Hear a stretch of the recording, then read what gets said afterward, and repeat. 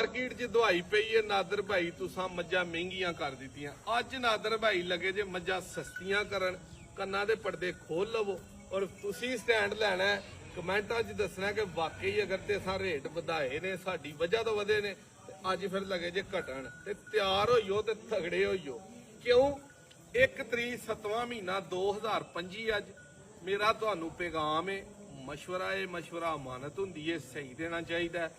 1 जुलाई तो लैके अगस्त के पहले हफ्ते तक 15 दिन बल्कि इस तो पहलों भी यानी कि जुलाई तो पहलों 15 जून तो लैके तकरीबन 5-10 अगस्त तक माल नहीं खरीदना चाहिए। सुआ इन्हां दिनां च चल जाता है, मझां लभन लग पैंदियां।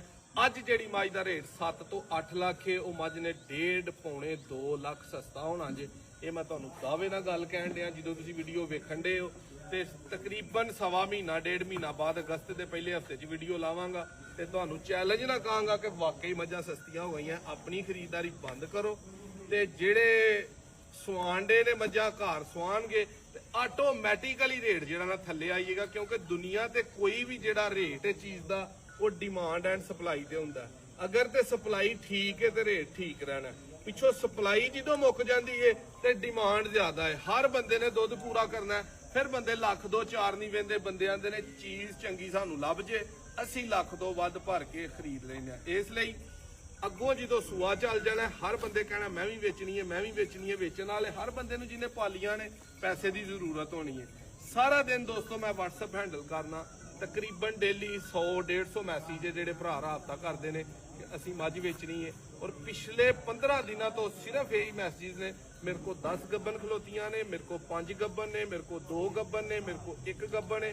सुई किसी कोल कोई नहीं।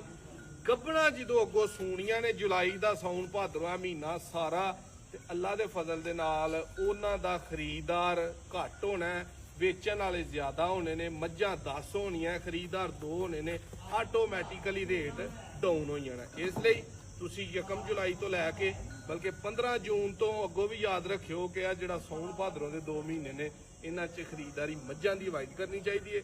गावां दा रेट 10-20-30 हज़ार का फर्क पै सकता है, क्योंकि गावां दा सारे साल का सूआ हुंदा ते मझां वालों जिहड़ा ना वो तैयार करनी है।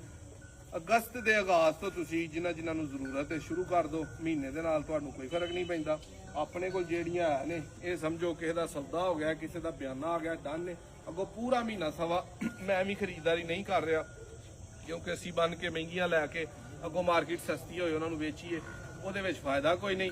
ਸਾਡੇ ਨਾਲ ਉਹ ਬੰਦਾ ਰਾਬਤਾ ਕਰਿਆ ਕਰੋ ਜਿਹਦੇ ਕੋ ਅੱਛੀ ਮੱਝ ਹੋਏ ਤੇ ਸੂਈ ਹੋਏ ਤੇ ਦੁੱਧ ਸਾਨੂੰ ਚੁਆ ਕੇ ਦੇਵੇ। ਗੱਭਣ ਨਾਲੋਂ ਨਾ